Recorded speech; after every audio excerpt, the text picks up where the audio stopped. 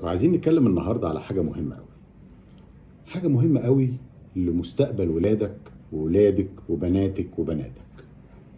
احنا النهارده داخلين إن شاء الله على انتخابات رئاسية قريب. عايزين ننتهز الفرصة دي بشكل مهم أوي، إن احنا نبني جوه ولادنا الصغيرين دول اللي هم مستقبل مصر بكرة، قدرتهم على فهم يعني ايه انتخابات، يعني ايه انتخابات رئيس الجمهورية، يعني ايه اخده معايا اللجنة ويشوف كشف الانتخابات ويشوفنا واحنا بنحط ايدنا في الحبر وبنمضي في الكشف، وقد ايه الصوت ده كان مؤثر، وقد ايه اليوم اللي عملناه في المجهود الكبير ده طول اليوم اثمر عن النتيجة اللي احنا رحنا عشان نحققها في الصندوق. ارجوكي ما تظلموش ولادكم بان انتوا تسيبوهم بعيد عن التجربه دي. التجربه دي مهمه قوي.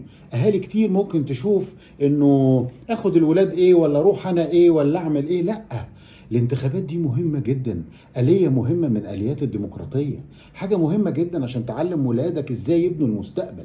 لو سمحتوا خلوا انتخابات الرئاسه الجايه فرصه مهمه جدا نغرس جوه ولادنا قد ايه الانتخابات مهمه، دورهم مهم قد ايه، صوتهم مهم قد ايه. لان من مجرد ابنك او بنتك ده ما يتم السن القانوني ويطلع له الرقم القومي ويدرك في قوائم الناخبين، هيبقى عليه مسؤوليه. ساعتها هنيجي نقول له يعني ايه انتخابات، يعني ايه روح انتخب، يعني ايه مسؤوليتك اتجاه بلدك. طبعا مش ممكن. كل ده بيتبني على مدار سنين جوه وجدان ولادنا. ارجوكم ما تضيعوش الفرصه وتحرموا ولادكم من ان انتوا تنزلوهم معاكم الانتخابات وتعلموهم يعني ايه انتخابات وقد ايه صوتهم مهم جدا عشان حاضرهم وعشان مستقبلهم.